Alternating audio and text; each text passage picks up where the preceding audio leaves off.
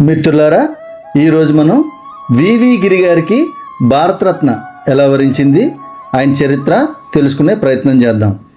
వివి గిరి గారి పూర్తి పేరు వరాహగిరి వెంకటగిరి. ఆయన ఆగస్టు 10, 1894 బరంపూర్, ఒరిస్సాలో జన్మించారు.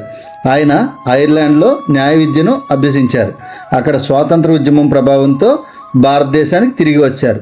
మహాత్మా గాంధీ గారి పిలుపుతో స్వాతంత్ర ఉద్యమంలో పాల్గొన్నారు. అనేక సార్లు జైలుకు కూడా వెళ్ళారు. భారతదేశంలో ప్రముఖ ట్రేడ్ యూనియన్ నాయకుడు. కార్మికుల వేతనాలు, హక్కుల కోసం పోరాటం చేశారు. ఆయన father of Indian labour movement అని కూడా పిలుస్తారు.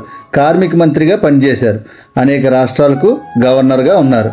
1969, 1974 మధ్య భారతదేశపు రాష్ట్రపతిగా సేవలందించారు. సాధారణ కుటుంబం నుండి దేశ అత్యున్నత పదవికి ఎదిగిన వ్యక్తి. కార్మికుల సంక్షేమం కోసం జీవితాన్ని అంకితం చేశారు. ప్రజాస్వామ్య విలువను బలపరిచారు. వరాహగిరి వెంకటగిరి గారు భారతదేశానికి చేసిన సేవలు, ముఖ్యంగా కార్మికుల హక్కుల కోసం చేసిన కృషి మరియు రాష్ట్రపతిగా దేశానికి అందించిన నాయకత్వం కారణంగా ఆయనకు భారతరత్న పురస్కారం లభించింది. Thank you.